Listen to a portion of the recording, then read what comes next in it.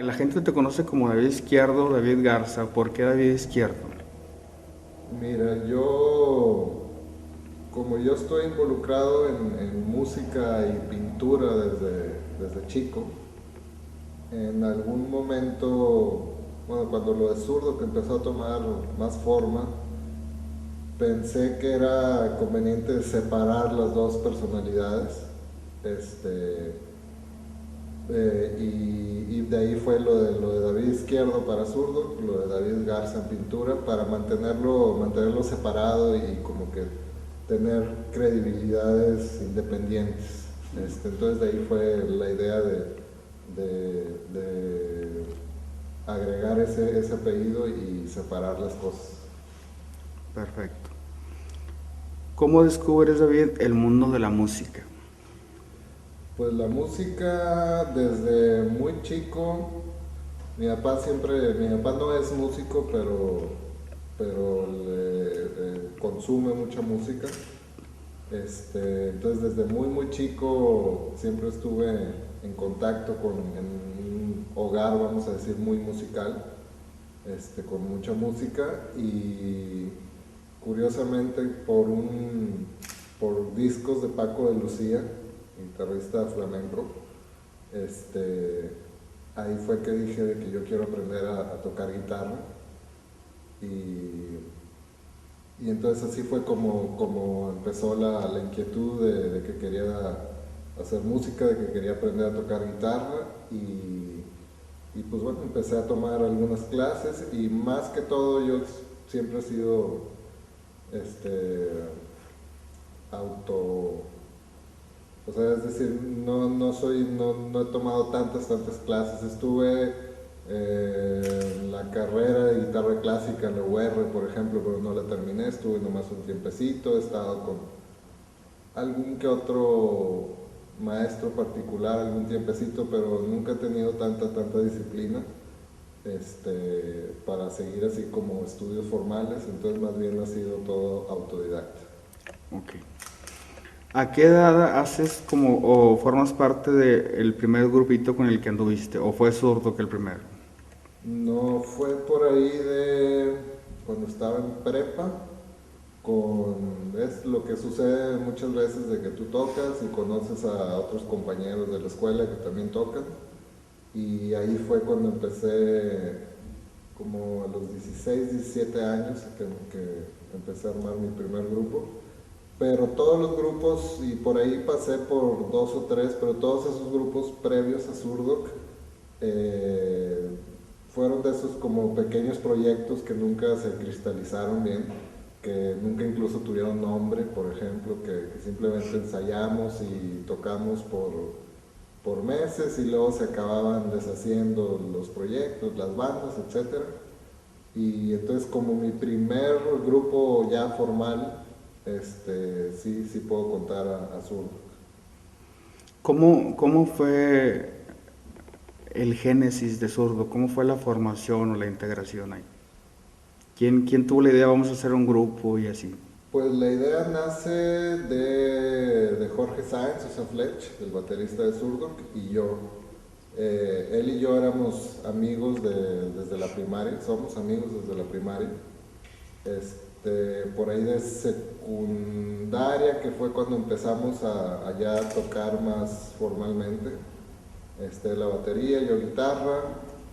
También en esa bolita estaba Flippy ahora de Jumbo, que somos amigos desde primaria y secundaria. Y entonces yo iba muy seguido a casa de Jorge a tocar. Él tenía ahí la batería, yo llevaba mi guitarra y tocábamos. Pero curiosamente por mucho tiempo hacíamos eso, hicimos eso, pero no armábamos ningún proyecto. Flippy estaba ya en ese tiempo en la última de Lucas. Y empezamos a sacar cosas padres y ahí fue cuando le dije, oye, pues si siempre estamos aquí tocando pues, y somos amigos desde hace mucho tiempo, de que vamos a conseguir un bajista y vamos a armar ya bien una banda formal.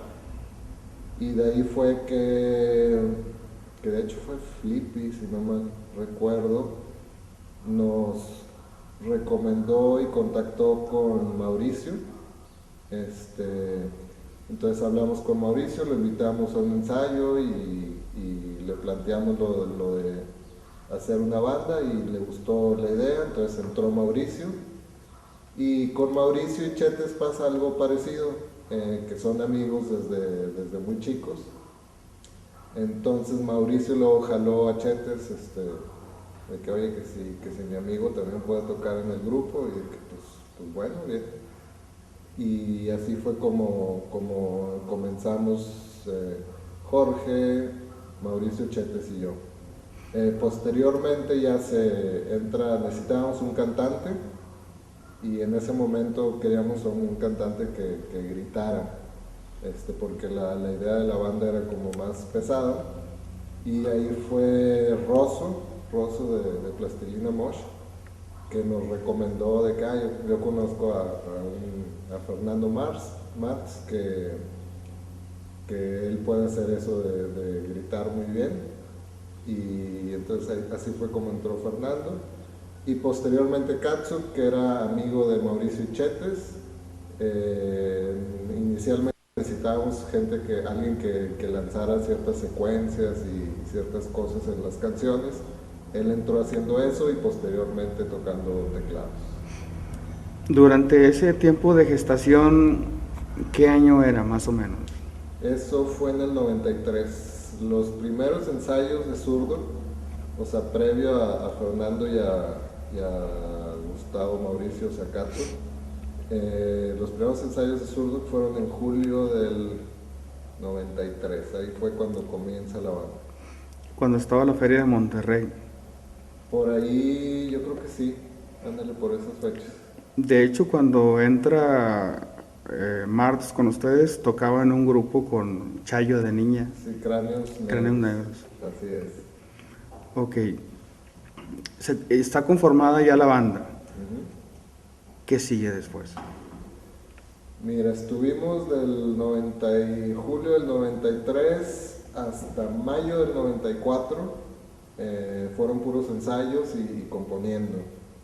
Y en mayo del 94 tuvimos el primer concierto, que fue en el Esquizo, que ahora se sigue llamando Esquizo.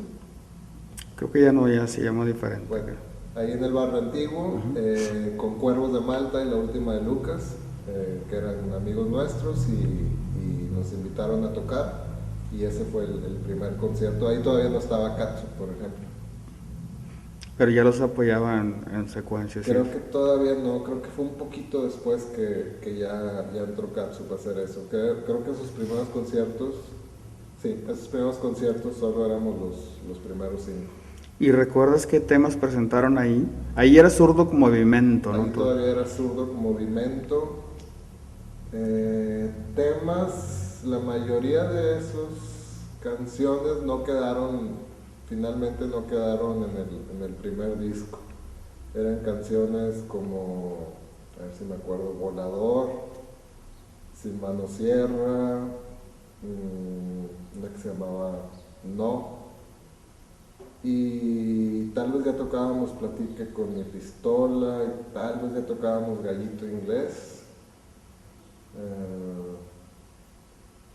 Y no recuerdo, pero la gran mayoría la mayor parte del primer repertorio finalmente no quedó en el primer disco.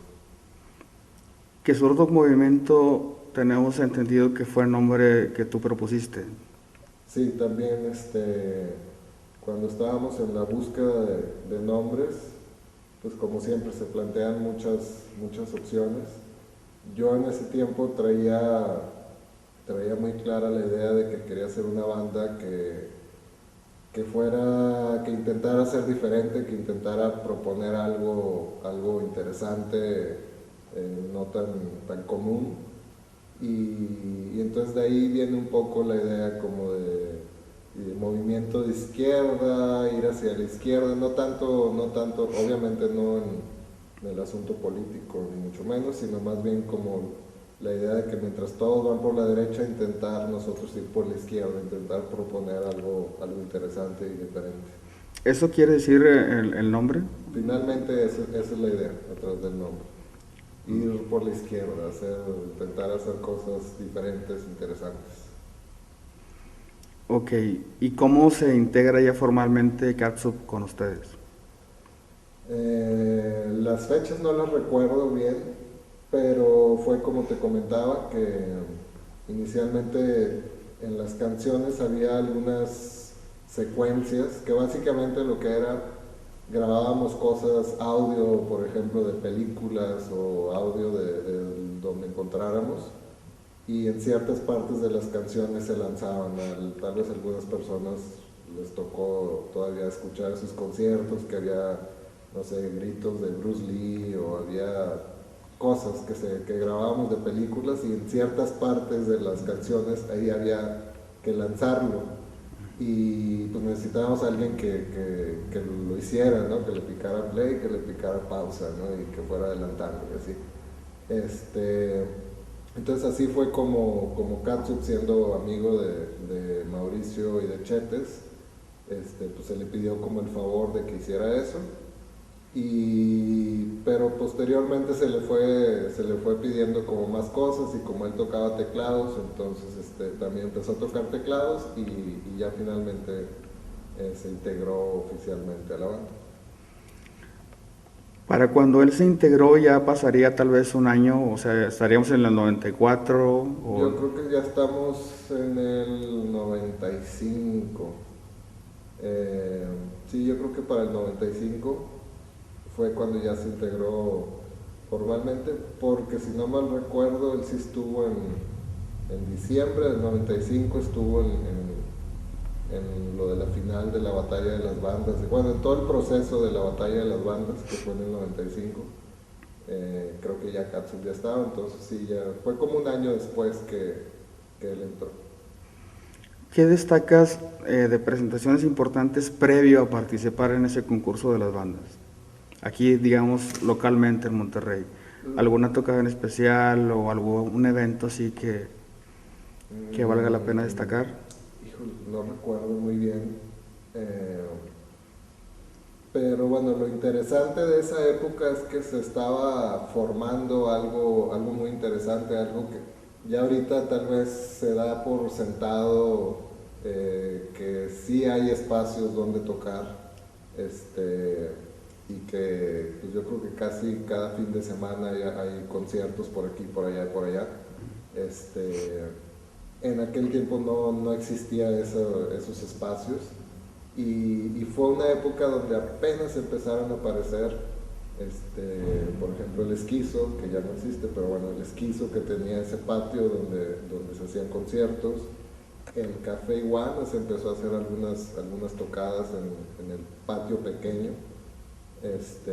Y así empezaron a aparecer algunos lugares, otros efímeros, que eran casi nomás para una tocada y nunca más se volvía a utilizar el espacio. Entonces, más que tocadas importantes, lo que sí puedo recordar bien es que nos tocó participar en cómo se fue formando esa pequeña escena de rock local y cómo se fue creando un público, que eso fue, que yo creo que es lo más interesante y destacable de esa época, que se fue creando un público, que la gente ya pagaba un cover, aunque fuera poquito, para ir a ver una banda, ir a escuchar una banda con música original. Entonces, pues tocadas con Cuervos de Malta, con La Última de Lucas, con Guillotina. Esa fue una tocada clave, porque ahí yo platiqué con el manager de Guillotina y le planteé que teníamos interés de ir al DF a tocar y que cómo lo hacíamos, que si nos echaba la mano. Y total, pude hacer ahí un buen contacto y una buena amistad con Enrique Rodamila. Y, y entonces él fue el que nos contactó con la batalla de las bandas.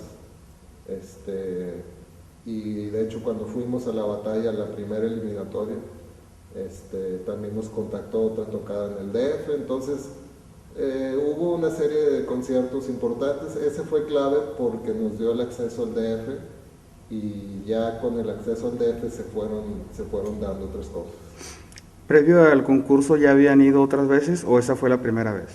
Esa fue la primera vez, que es otra cosa también muy diferente por ejemplo, a lo que existe ahorita. En aquel tiempo era rarísimo que una banda pudiera ir a tocar fuera de Monterrey. No se daba, no era común. Ahorita muchas bandas han tocado en el DF, súper común, pero en aquel tiempo era como ir a tocar a Tokio, ¿no? O sea, Lejísimo. era lejísimos y era difícil y nadie sabía cómo hacerle porque estábamos completamente aislados, ¿no? Era todavía ese tiempo que era muy centralista el rock y si estabas fuera del DF estabas completamente fuera, ¿no? Entonces, no, para nosotros fue la primera vez y creo que también en cierta manera ayudó eso a ir como abriendo el camino y enseñándole el camino a otros grupos de que se puede ir al DF, le puedes hacer así, ya está, porque también en ese tiempo existía la idea de que te tenías que ir a vivir al DF, ¿no? Y yo insistí mucho en aquella época de que era más bien un asunto de guerra, de guerrillas.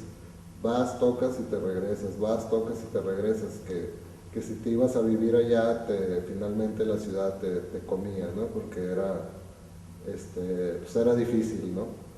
Económicamente hablando, ¿no? Como le sucedió, por ejemplo, a Carnienses, que fue un grupo muy clave, muy importante en toda la escena del rock regio de ese tiempo, de desarrollo, y a Carnienses tomó ese paso de irse a vivir al DF y finalmente fue lo que sucedió, se acabó separando la banda y cada quien por su lado. Entonces fue nuestra primera vez, no era común, creo que se abrió ahí una cierta brecha, pero pues bueno, de ahí fueron saliendo muchas más cosas. ¿Cómo se desarrolló todo ese mecanismo para que ustedes se enteraran y se atrevieran a ir a concursar ahí al DF? Pues como te comentaba, fue todo, nos invitan a tocar con Guillotina, eso fue en el Tango, en el Barrio Antiguo, con Guillotina, Cuervos de Malta, y yo en ese tiempo andaba, en cierta manera podríamos decir que era como la especie del manager del grupo, en el sentido de que siempre estaba buscando cómo desarrollar la carrera del grupo, entonces me acerco o sea, yo no solamente fui a tocar ese día, sino que fui, digamos que a hacer negocios, ¿no? Entonces después del concierto me acerco con el manager de Guillotina, como te comentaba, a preguntarle pues, que queríamos ir al DF, que cómo lo hacíamos, que cómo nos podía ayudar. Y entonces ahí él nos conecta con la batalla de las bandas y pues así fue como se... ¿No se dio que vino una persona del concurso de por allá y vino aquí a Monterrey a buscar algunas bandas y entre ellas a ustedes los invitó en una tocada por ahí? No, nadie de por allá vino. No sé, me preguntas porque alguien te dijo eso. Así es. Nada, pues yo creo que lo tiene chueca la información porque solamente de Monterrey tocamos nosotros. Entonces, pues a qué otras bandas invitó. No sé, o a lo mejor hay otras historias. En nuestro caso fue así. Fue así. Y conociendo un poco la organización de la batalla de las bandas, en ese tiempo no estaban ellos promocionando, ni mucho menos scouteando, yendo a otras ciudades a invitar. Entonces, según yo no, pero tal vez sí. ¿Tienes conocimiento de algunas bandas que hayan ganado concursos anteriores, el mismo concurso anteriormente que antes eran puras bandas del DF las que ganaban normalmente, ¿no? Sí, de hecho fue esa batalla de las bandas que ganamos fue la primera vez que un grupo que no fuera del DF lo ganaba, que también eso tuvo que ver un poco con ir creando todo ese ruido de que en Monterrey estaban sucediendo cosas interesantes. También ahí tuvo que ver Ricardo Bravo de la revista Nuestro Rock, con quien también en esos viajes hice amistad y le empecé a platicar, y Ricardo Bravo sí estuvo viniendo a Monterrey a hacer un poco así de escauteo para su revista. De hecho, hasta donde tengo entendido, y espero no decir mentiras, fue Ricardo Bravo el que inventó el nombre de la avanzada regia. Ya me perdí qué estaba diciendo.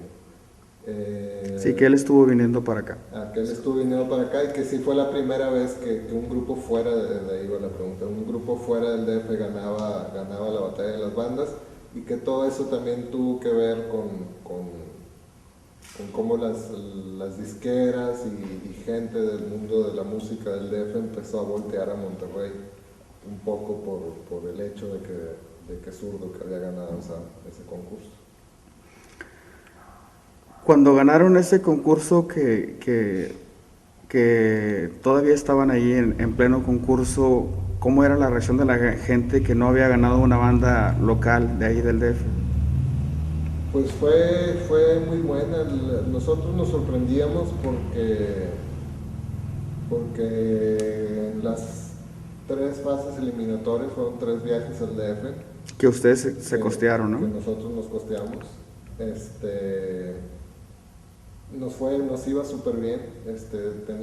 Tuvimos muy buena aceptación con la gente y con las calificaciones. En algún momento nos comentaron que tuvimos la calificación más alta que había dado un jurado en toda la historia del concurso, ¿no? Entonces, para nosotros era un poco sorprendente, ¿no? Que la gente lo recibiera tan bien y que estuviera como tan entusiasmada. E incluso creo que ayudó bastante a que creyéramos en el proyecto, porque una cosa es que tú pienses que tienes un buen proyecto, y otra cosa es cuando empiezas a ver resultados, entonces te lo empiezas a creer, ¿no? De que no solamente yo lo pienso, hay más personas que piensan que esta banda está muy buena. Entonces sí, tuvimos muy buena recepción. ¿Qué bandas que destaques ahorita importantes o que en su momento fueron importantes participaron en ese concurso? Sabes que no sé, no llevé mucho o sea, no desconozco. Iban ajenos a las bandas que estaban inscritas por ahí. Sí. Ok, dices de que bandas que participaron en el concurso. De cualquier parte. Sí, de cualquier parte. ¿Sabes qué es curioso? Que parecería que el concurso, siendo en aquel momento el concurso más importante de México para grupos de rock, es curioso porque ninguna banda que haya ganado pudo destacar después, ni que haya ganado ni que haya quedado en las finales. Entonces, salvo Zurdo, casi ganar el concurso era como que tu sentencia de muerte o algo así, ¿no? Porque ninguno finalmente pudo destacar más allá de una cosa local, ¿no? Entonces finalmente creo que no fue, el concurso no fue como un semillero de talento en sí, aunque estaba ahí el talento, pero finalmente todos los proyectos se acabaron desintegrando, ¿no? No quiero decir que no hubiera muy buenos grupos que hayan ganado, que hayan participado, sino que finalmente por cosas del destino se fueron desintegrando. Ok, cuando regresan a Monterrey, ¿qué sucede acá con todo el boom? Porque me imagino que se hizo un escandalazo tremendo, ¿no? Pues sí, no, porque vuelvo a lo mismo, estamos hablando de una época en la que ¿Eso fue el que ganó el concurso en qué año? En diciembre, estamos a finales del 95, ¿no? Te digo sí, no, porque estamos hablando de esa época que, o sea, los medios no les importaba, a nadie le importaba realmente más que la pequeña escena de rock y que en Monterrey era bastante chica y bastante nueva. Entonces eso trascendió, pues más bien, te digo, a un nivel underground, ¿no? Un nivel, la gente interesada, pero a nivel medios o a nivel así, un impacto de que este concurso me cambió la vida, no sucedió así. Para nosotros fue, para Zurdo, lo que sí es que fue como una herramienta para conseguir otras cosas. De ahí estuvimos invitados de nuevo al DF por Ricardo Bravo para los premios que él organizaba cada año, los premios de la revista Nuestro Rock, que eso significó otra exposición más para un público muy amplio, significó hacer contactos, fue la primera vez que conseguí una entrevista con MTV, por ejemplo, que no recuerdo si la pasaron o no, pero al menos ya estaba el contacto, ¿no? También nos sirvió, te digo, como herramienta cuando yo por primera vez, y fíjate, también es otra cosa interesante, que ahorita la gran mayoría de los músicos locales pues saben cuáles son las disqueras que hay, qué están haciendo, etcétera. En aquel tiempo la mayoría de los músicos ni siquiera sabíamos qué disqueras había, ¿no? Entonces yo me tuve que poner a investigar qué disqueras hay en México, porque como nadie nunca esperábamos ser firmados, entonces como que era una información que no se manejaba, ¿no? Y cuando consigo el teléfono de Universal Music, en aquel tiempo era Polygram, marco, así de la nada, marco, pregunto por X persona y me contesta Robbie Lear. En ese momento él era el director de Discos Manicomio, que era el departamento de rock de Polygram. Y le digo, Robbie, ¿qué tal? ¿Cómo estás? Tú no me conoces. Yo soy David Izquierdo, toco en una banda de Monterrey que se llama Zurdo. E inmediatamente me dice Robbie, ah, sí, claro que sí, son los que ganaron la batalla de las bandas. No los he escuchado, su música, pero he escuchado hablar mucho de ustedes, ¿no? Entonces ahí es donde está el detalle que te digo que nos sirvió como una herramienta para hacer contactos y para ir empujando cosas de la carrera. ¿Qué canciones utilizaron para el concurso? Pues era básicamente el repertorio previo a Antena, como te había comentado, cosas como Sin Mano Sierra, ya tocábamos Platique con el Pistola, probablemente Gallito Inglés, yo creo que tocábamos Tiempo de, Volador, o sea, fue entre algunas canciones que sí quedaban en Antena y otras previas que no quedaban en Antena. Ok, y graban Antena, primer disco en forma de Zurdo. ¿Cómo fue el desarrollo de la grabación del disco? Bueno, en el mayo del 96 firmamos contrato con Universal y pues comienza la preparación para el disco. Se define que Jason Roberts va a hacer la grabación del disco y pues, fuimos a Los Ángeles, nos vamos a Los Ángeles a grabarlo. Para nosotros pues una experiencia nueva y súper emocionante. Estuvimos por allá 2 semanas y pues todo transcurrió de una manera así muy sorprendente, muy emocionante. Era algo, como te decía, muy nuevo y salió súper bien.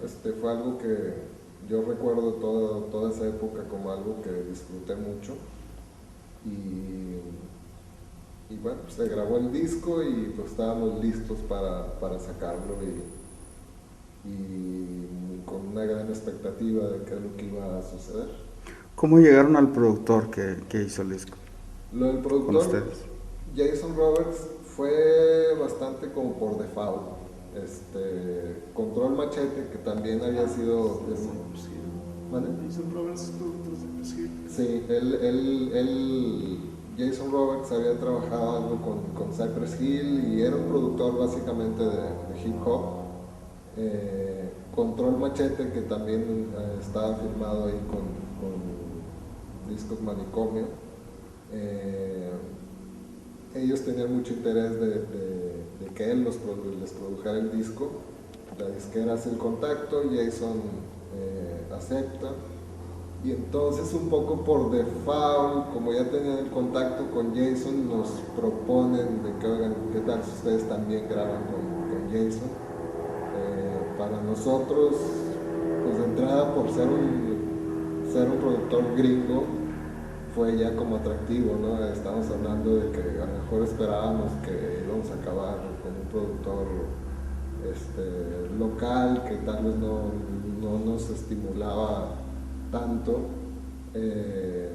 Y entonces, aunque tal vez no era el productor ideal para el disco, al menos en papel, por su background de hip hop, nos pareció interesante la idea, pues aceptar la propuesta y hacerlo, y finalmente quedamos muy contentos con el trabajo de Jason. Dentro del disco de Antena hay como que el inicio de una etapa y el final de otra, ¿no? En cuestión de composiciones, se ven como que diferentes etapas, tanto de los músicos como de los compositores, mismos músicos de la banda, ¿no? Sí, en Antena se mezcla la primera etapa de Zurdo, es decir, el Zurdo más de riffs de guitarra y más pesado, con la evolución que está tomando la banda hacia música más melódica. Y entonces ahí colisionan, ¿no? En ese momento estaba todo este paquete de música, de repertorio que ya teníamos y todo un repertorio nuevo que estaba saliendo, incluso algunas canciones como Nadie te quiere ver y No importa dónde vas, son canciones que se hicieron semanas antes de irnos a grabar el disco. Entonces lo que se intentó fue no tirar a la basura todo el repertorio, vamos a decir, más viejito, sino rescatar de ahí lo más representativo, pero también incluir algo de la evolución que estaba tomando la banda. Entonces sí, como dices, en Antena hay una mezcla de esos dos momentos musicales de su... ¿Quiénes hacían las letras básicamente de ustedes? En Antena hay letras de Chetes, de Mauricio y mías, básicamente. Letras y música. En ese tiempo la banda todavía trabajábamos mucho en un esquema de colaboración en el que todos aportábamos algo o intentábamos estar aportando cosas a las canciones. Entonces en Antena, al leer los créditos, te das cuenta que hay mezclas, ¿no? De canciones tal vez con créditos musicales de Mauricio y mío, pero letra de Chetes o letras de los tres, o sea, todavía ahí hay mucha mezcla de créditos de música y de letras. En las presentaciones, algo que puedas tocar de todo lo que fue destacar de la trayectoria de Antena, que puedas decir, compartimos con tal grupo, nos llevó a tal parte, fuimos hasta tal país o estado o algo así. Bueno, Antena básicamente, con Antena no salimos de México, pero fuimos a muchos estados y muchas ciudades de México en los que nunca habíamos estado. Presentaciones, pues hubo muchas, o sea, creo que fue como el disco que introdujo a la banda al mercado mexicano y pues nos llevó a tocar a muchos lados. ¿Cómo surgió lo de grabar el video de Gallito Inglés? Eso fue interesante porque por un lado estaba la idea de la disquera de sacar esa canción como sencillo, pero por otro lado no querían hacer un video. Y nosotros sentíamos que si se sacaba el sencillo sin video no iba a estar como bien apoyado. Y salió como una idea pues de chiste en realidad, como una puntada, si le quieres llamar, de que bueno, vamos a hacer un video casero con Handycam y que esté bien chafo, adrede, y tomar como tema los videos de hard rock de los 80s, tipo Poison o tipo Motley Crue, así. Entonces en realidad fue como un chiste para nosotros y que al mismo tiempo dijimos, pues bueno, puede servir para sacarlo como video de ese sencillo que quieren sacar. Pues fue muy divertido, aunque creo que como que en su momento nadie entendió el chiste, ¿no?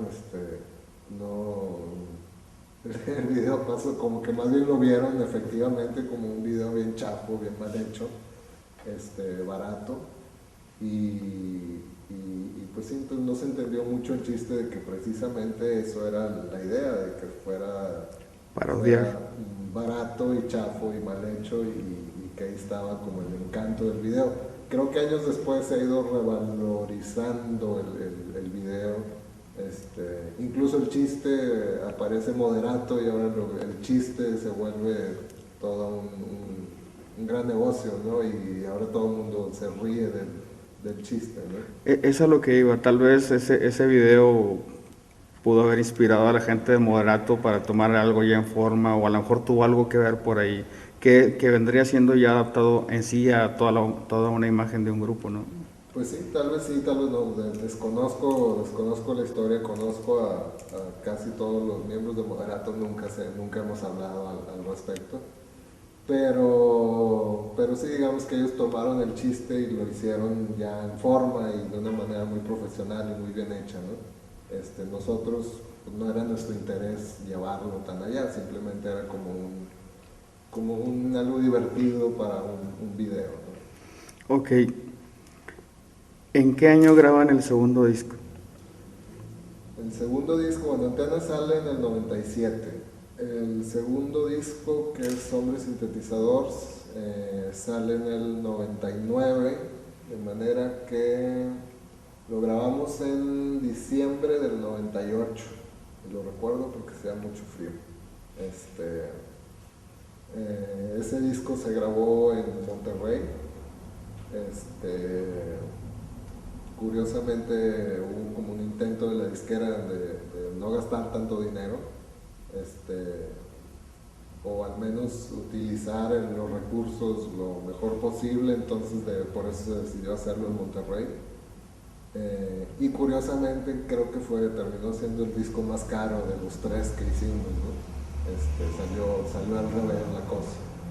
Ese disco lo grabamos en una casa muy grande abandonada por ahí por la Cola de Caballo.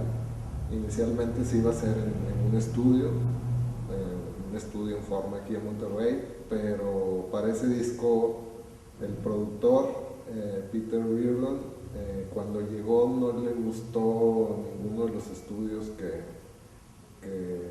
que había en ese momento. Y como plan de emergencia, pues ¿qué hacemos? Pues vamos a rentar una casa, unas 3 semanas, un mes, y meternos ahí y llevar equipo y hacer funcionar un disco, ¿no?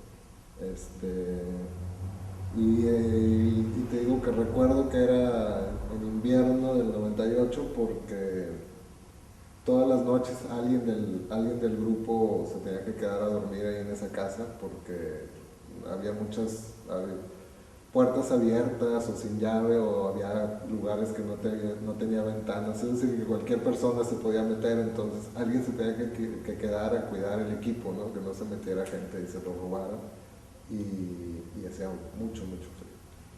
Y sobre todo ahí, ¿no? En la cola, que el lugar es... Perdidos en medio de la nada. Ok, ¿qué destacas de Hombre Sintetizador? Ahí hicieron más videos, ¿no? También. Sí, de Hombre Sintetizador pues creo que es un disco importante, es un disco que a mí me gusta mucho. Es interesante también por la mecánica de cómo se dio. Por un lado, bueno, es el hecho de cómo se grabó, ¿no? De entrada, ¿no? Como te decía, como en una gran casa abandonada, y hacer funcionar un estudio en ese lugar. Con Peter grabamos la mitad, un poquito más de las canciones, pero por otro lado otras canciones se grabaron con otras personas, y al final Peter recogió todo el material y ya mezcló todo el material. Pero entonces también es interesante porque hay diferentes, vamos a decir, texturas, diferentes visiones en el mismo disco que se dan porque algunas cosas las hizo Peter, pero otras cosas se hicieron con otros productores. Entonces eso le da como una cierta variedad al trabajo. Creo que por otro lado, pues simplemente fue un buen momento de la banda, que se hicieron temas muy interesantes y que se experimentó y se hicieron cosas muy interesantes. De ese disco tengo también como muy gratos recuerdos. Y ahí empezaron a sacar que parte 1 y parte 2, algo así, ¿no? De algunos temas. Sí, ahí fue, como te digo, ya estábamos como en otra etapa de la evolución del grupo, en el que estábamos pues como buscando más cosas y experimentar más. Entró mucho más la idea de ir agregando instrumentos no tan comunes en un formato de una banda de rock. Entonces ahí fue cuando entró muchos de los arreglos de orquesta y que si el theremin y que si ruiditos que con botellas, con agua y le soplas y que el juguetito, y ahí se empezó a buscar mucho ampliar el espectro auditivo de la música, de los arreglos. Ya habíamos empezado a hacer eso en Antena, hay canciones que traen arreglos de cuerdas y de vientos, así, pero creo que con Hombre Sintetizador se llevó esa idea aún más profunda. Y entonces fue un disco de cambios, ¿no? También fue un disco importante porque era muy diferente al primero, y eso nos planteaba una duda de qué iba a pasar, ¿no? De cómo iba a responder la gente. Y entonces todo eso le fue dando matices muy interesantes a la grabación y al lanzamiento de ese disco. Tengo entendido que ahí en ese disco se salió Fernando Martz y grabaron el video durante un video, de hecho, fue la salida de... Sí, grabamos el disco. Ahí sucede una cosa interesante, que a Peter Reardon, él tenía un proyecto en Estados Unidos y le gustó el trabajo de Fernando y pensó que Fernando podía servirle para ese proyecto. Entonces, inmediatamente después de terminar de grabar, Peter le plantea a Fernando la posibilidad de que se vaya a Los Ángeles a hacer ese proyecto con él. Y entonces así es como se da el asunto de la salida. Cuando íbamos a grabar el video del primer sencillo, que era Si me advertí, pues Fernando todavía no decidía o todavía no se terminaba de definir si se quedaba o no se quedaba, y entonces hasta que le tuvimos que poner una especie de ultimátum, ¿no? de que tienes que decidir ya, porque ya vamos a grabar el video y como que no se vale que grabes el video y te vayas al día siguiente, ¿no? a hacer otro proyecto. Entonces, si no vas a estar, tenemos que saberlo ahorita, porque si no vas a estar, no vas a salir en el video.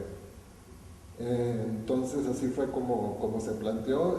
Fernando decidió irse con Peter a Los Ángeles a intentar lo del proyecto, y entonces ahí se inició como una etapa, pues una etapa nueva.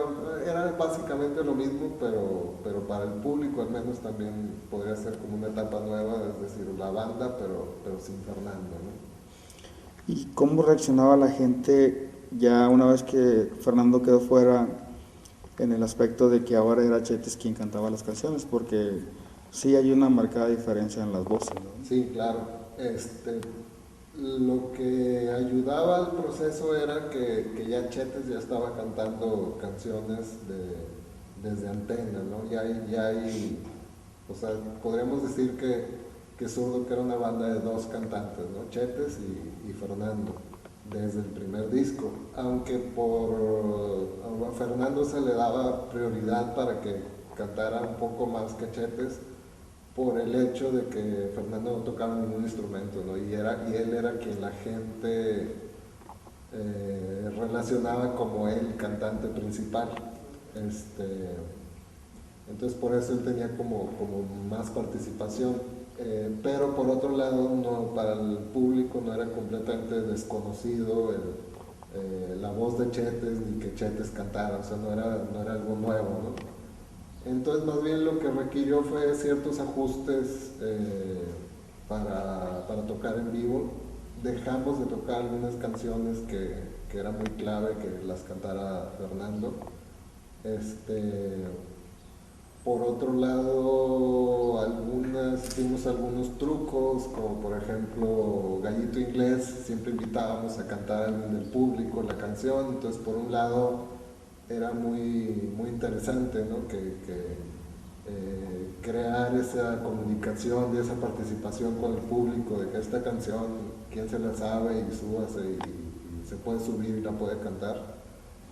Por un lado era muy interesante, y por otro lado resolvía el hecho de que no estaba Fernando para cantar esa canción. Entonces, entre que cambiamos un poquito el repertorio, cortamos algunas canciones, por ejemplo para Gallito Inglés invitábamos gente, entonces fue como un ajuste de la banda a ese nuevo esquema, pero realmente no sentimos ningún cambio en la respuesta del público. Se dio ese proceso como de una manera muy, muy suave, y no sentimos ningún cambio. Perfecto. Inician ¿Podemos hacer tantita pausa? el tercer disco. ¿Cómo se desarrolló? Para el tercer disco, Maquillaje, ese es un disco que creo que lleva una etapa, o que él es el reflejo de una etapa como más individualista del grupo. Como te comentaba hace rato, en el primer disco la manera de trabajar de la banda era muy abierta, todo el mundo podía meter mano, vamos a decir, todo el mundo podía participar. Con Hombre Sintetizador se empezó a marcar más una pauta de que cada quien hacía las cosas por su lado y luego ya lo presentaba al grupo. Y con Maquillaje creo que fue más bien la culminación de ese esquema de cada quien trabajaba por su lado, o sea, como un esquema más individualista, que de hecho en cierta manera, digamos que fue incluso llevando también a la idea de lo que sucedió después, de que Chete se va de solista, Mauricio tiene su grupo, o sea, que se fueron marcando como las personalidades de cada quien, y ese deseo de trabajar de una manera más individual, ¿no? De hacer exactamente la canción como yo quiero y sin un input de alguien externo. Entonces Maquillaje fue como un disco muy interesante que también de nuevo regresamos a Los Ángeles, de nuevo lo hicimos con Peter Reardon, y fue un disco, como te digo, como más individualista. Para este disco, o recién grabaron este disco de Maquillaje, sale Katsu ahí en ese lapso también. Así es. Sale previo, sale post. Catsup sale después del disco, después de que se grabó De el la disco. grabación, exacto. Catsup estuvo en las grabaciones, pero sale después. Él en ese tiempo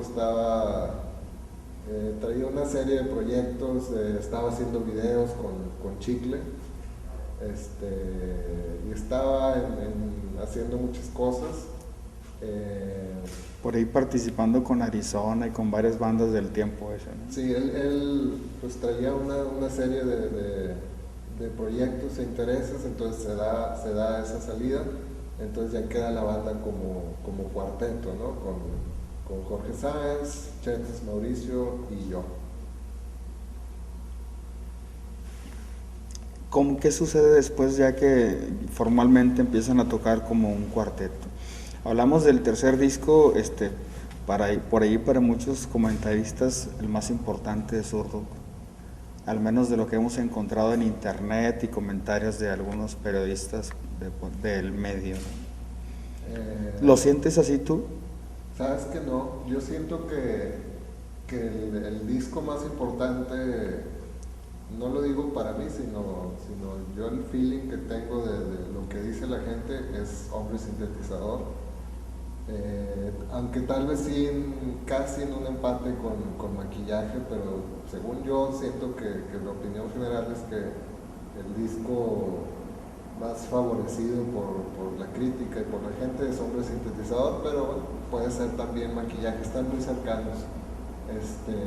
Y cómo se dio ese paso a cuarteto, pues también fue algo similar a lo de Fernando, que teníamos las dudas de qué iba a suceder, pero se dio muy bien, no hubo ningún problema con el público, o sea, realmente no pasó gran cosa, ¿no? La gente seguía ubicando a la banda, a los integrantes que estaban y no hubo un gran problema. ¿En qué año fue cuando se grabó Maquillaje? Maquillaje salió en el 2001, entonces no sé si se grabó a principios del 2001 o finales del 2000, eso sí no lo recuerdo. Durante ese trayecto del 2001 en delante de que se grabó el disco, recuerdo por ahí me tocó estar en Woodstock, estuvieron por ahí en el 2003, 2004 posiblemente. Creo que fue el último Woodstock que se hizo. Debió haber sido antes del 2003 porque en el 2003 se hizo la banda. Ah, caray, entonces fue antes. Me tocó estar por ahí, estuvo La Flor de Lingua en esta ocasión. Sí, creo que fue el último de los últimos. ¿Cómo recuerdas ese Woodstock? En cuestión de gente, de ambiente, Sabes que no me acuerdo mucho. Lo que sí me acuerdo fue que a mí me gustaba mucho el proyecto más bien era Huasto, ¿no? El Huasteca, perdón, por referencia a la Huasteca, exactamente. Sí, exacto. Que recuerdo que ese proyecto me gustaba, y cuando nos invitaron a participar, creo que la banda no estaba muy con muchas ganas de participar, y recuerdo que tuve que insistir bastante de que vamos a hacerlo porque el proyecto es interesante, vamos a apoyar el proyecto. Y creo que nos tocaba regresando de alguna gira, mal llegábamos y teníamos que ir a tocar, entonces también eso era parte de por qué no tenían muchas ganas los de la banda en hacer ese concierto. Entonces del concierto en sí no me acuerdo mucho, pero me acuerdo de esa circunstancia que estuve en una junta que se hizo por los organizadores de Huasto, y que yo tenía un interés de apoyar el evento, y que tuve que como que empujarlo un poquito para convencer al resto de la banda de hacerlo. Antes de que fueran cuarteto o durante ese lapso estuvieron en el Vive Latino. Antes de ser cuarteto, creo que sí, creo que con Gansu alcanzamos a hacer un Vive Latino, y luego ya hubo un segundo Vive Latino ya sin él. Creo que nomás tocamos dos. Entonces sí creo que nos tocó uno con Gansu y uno como cuarteto. Va. ¿Cómo se acerca el final de Zurdo como banda ya, como cuarteto? El final, bueno, por un lado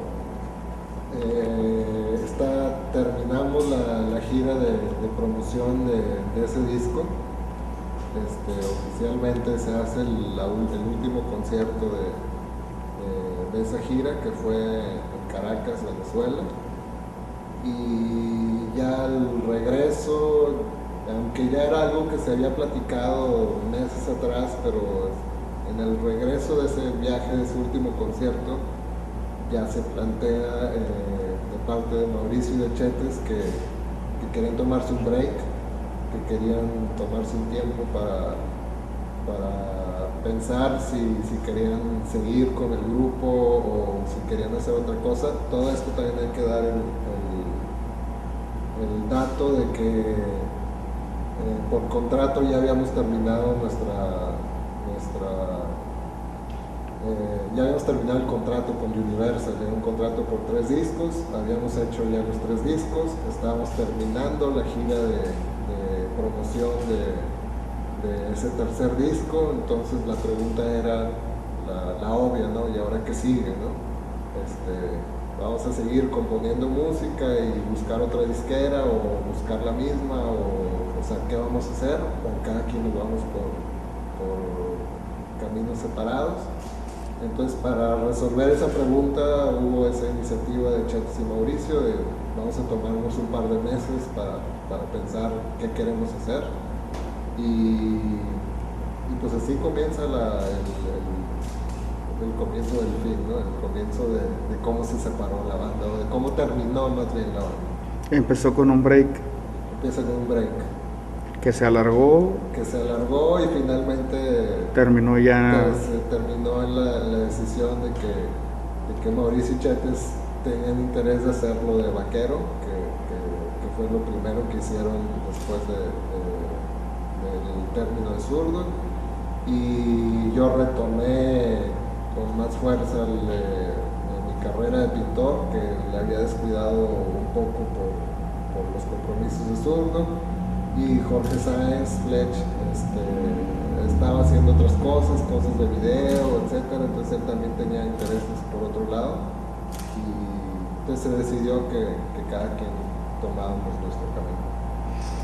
Hubo pasado el tiempo, no sé, un año o más o menos por ahí en ese tiempo, hubo una cruda de decir, chin, ya quiero volver a tocar, o extraño esto, las giras, la gente, o cómo fue en el caso de David Izquierdo ese.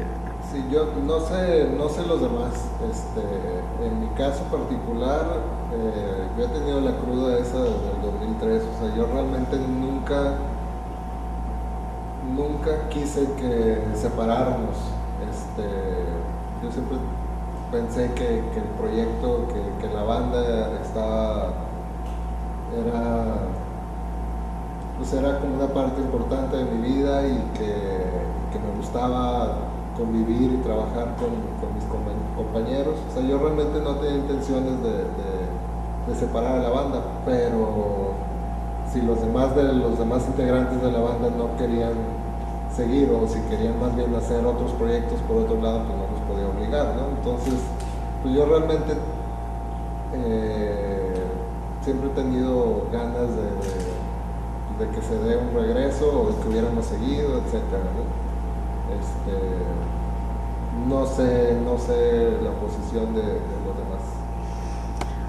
Yo recuerdo por ahí un regreso de Zurdo hace algunos años, incluso una participación en el Café Iguana y creo que un Vive Latino también. Sí, eso fue y se encadena con lo que te comentaba en el 2006, a raíz de unas pláticas con Jorge Sáenz, con Fletch,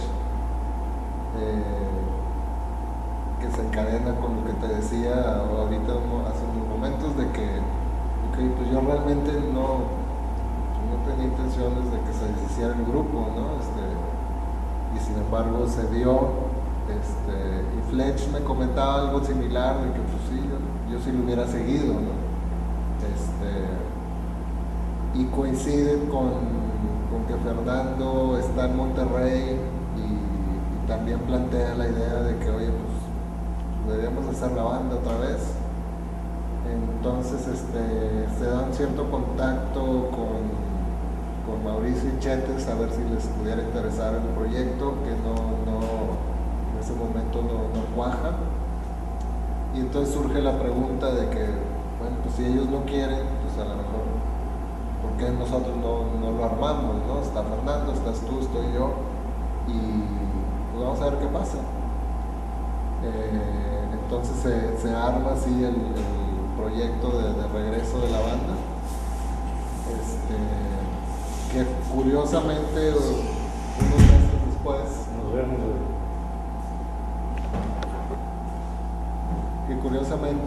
unos meses después Fletch se tiene que ir a vivir a Guadalajara, entonces Fletch queda fuera del proyecto y se plantea también de nuevo la pregunta de que nomás estamos Fernando y yo, de que seguimos o no seguimos con esta idea, ¿no? Porque ya somos como muy poquitos de los miembros originales. Como ya muy avanzados decidimos seguir intentarlo. Invitamos a algunos músicos de amigos nuestros, músicos muy buenos, Daniel Plasencia en la batería, a Rogelio Cerda en guitarra y a Charlie Castro de Jumbo para que estuviera en el bajo. Y pues hicimos como el experimento, ¿no? De ver qué funcionaba. Creo que principalmente era porque lo estábamos disfrutando mucho, ¿no? Lo hicimos y hubo una aceptación increíble, no la esperábamos, ¿no? ¿Esa primera presentación dónde fue? La primera. La primera de ese regreso de Zurdo, que en el 2006 fue en el Hard Rock, en el DF. Y nos fue increíble, nos quedamos sorprendidos, incluso como una anécdota, un conductor muy importante de radio del DF llega con nosotros después del concierto y nos dice, pues yo no tenía ganas de venir porque no esperaba ver como el mismo grupo que era antes, ¿no? Y ¿saben qué? Vengo aquí a backstage a felicitarlos porque me quedé sorprendido, ¿no? Me gustó muchísimo, estoy de que qué bueno que están de regreso. Y después de ese del Hard Rock, pues no sé, creo que tocamos el Café Iguanas, que hubo una respuesta increíble, una respuesta que no se daba ni siquiera con el Zurdo anterior, el Zurdo original, ¿no? Hubo un lleno total, o sea, caben 1000 personas, entraron 1000 personas, hubo una cola de gente que salía del Café Iguanas y daba vuelta a la cuadra y seguía, de muchísima gente que se quedó con ganas de entrar. Y el concierto estuvo buenísimo. Una vez más nos sorprendimos y así se fueron dando varios conciertos. Vamos al Vive Latino, y también yo sentí que nos fue mejor que nunca. Entonces todo iba increíble, se iba dando muy muy bien, pero duró muy poquito, duró 6 conciertos y Fernando avisa que se va a ir a vivir a Canadá.